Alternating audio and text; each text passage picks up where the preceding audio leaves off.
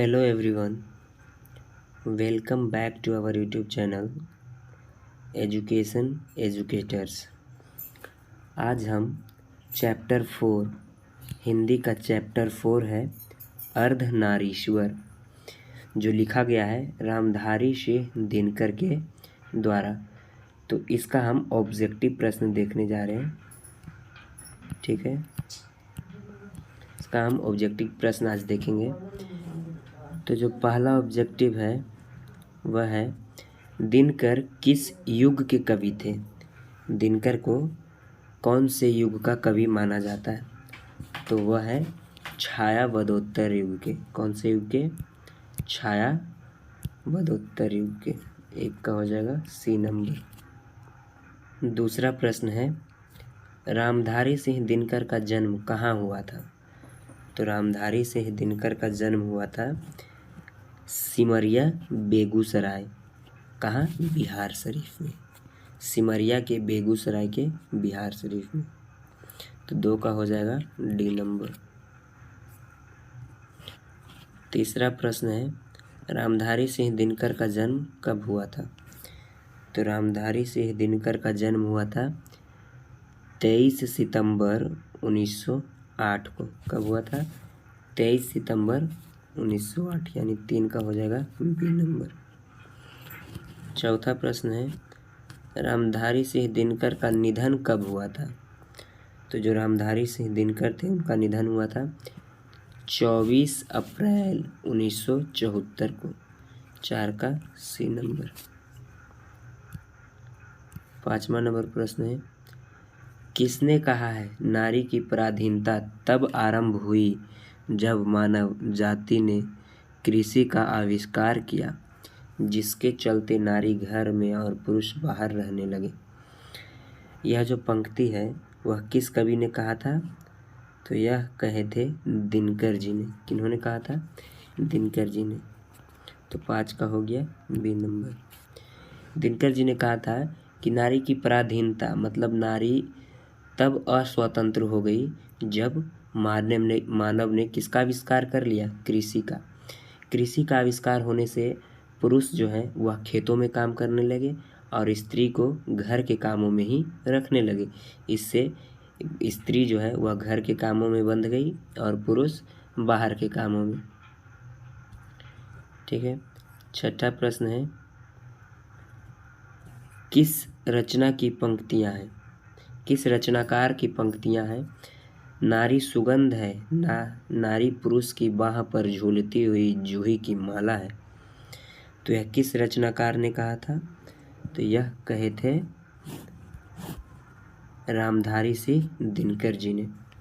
ठीक है। तो 6 का हो गया डी नंबर। 7वां नंबर प्रश्न है नर और नारी के काम क्या हैं?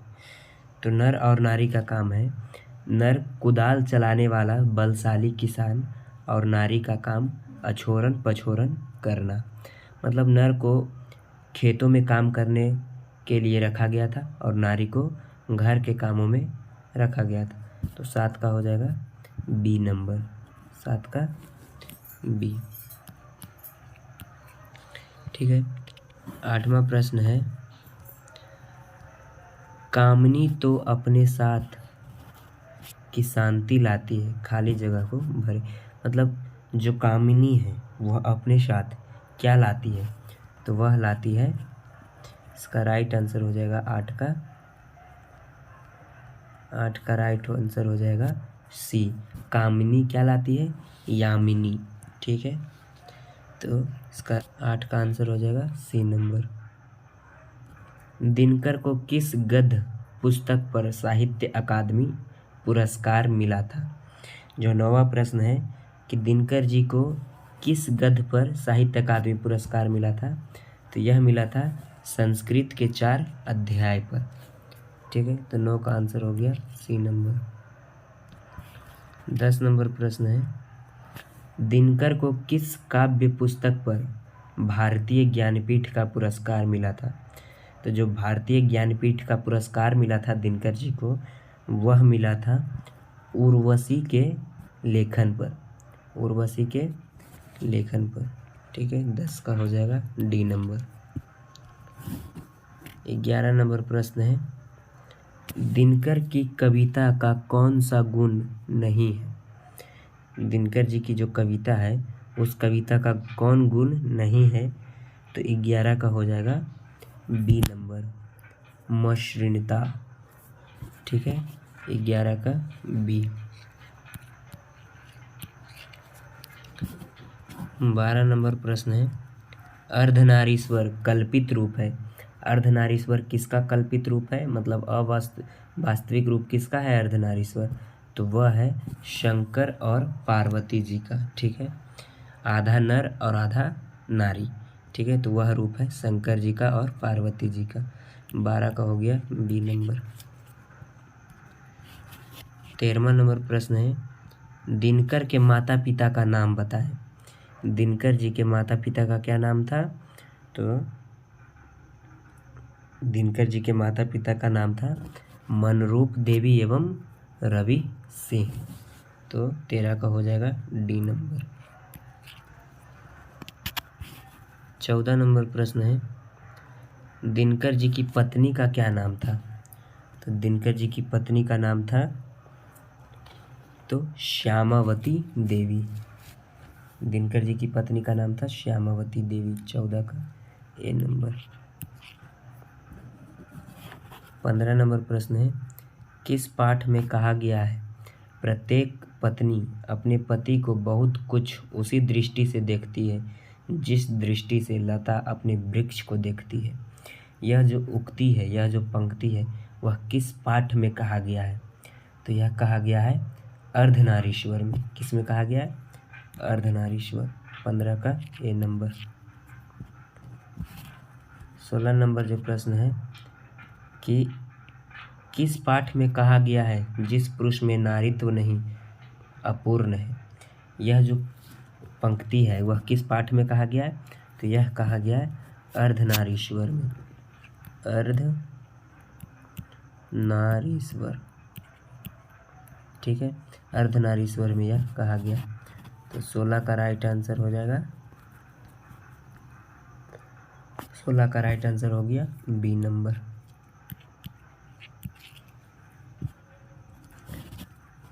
17 नंबर प्रश्न है, किस पाठ की पंक्ति है कामिनी तो अपने साथ यामिनी की शांति लाती है। कामिनी अपने साथ क्या लाती है, यामिनी की शांति।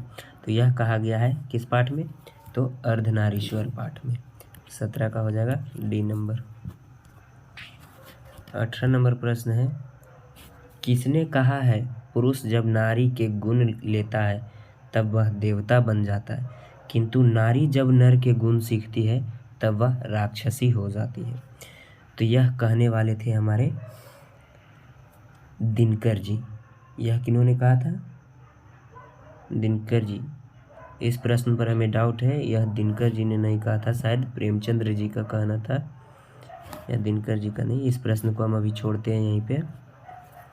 ठीक है, 19 नंबर है, संसार में आज पुरुष और स्त्री क्या है। तो जो संसार है वह, इस संसार में जो पुरुष है वह है सर्वत्र पुरुष पुरुष और स्त्री स्त्री। ठीक है, मतलब सभी जगह क्या है, पुरुष ही पुरुष है, पुरुष की वैल्यू दी जाती है, पुरुष का मान है, स्त्री का कोई वहाँ पे चर्चा ही नहीं किया जाता है। तो 19 का ए नंबर।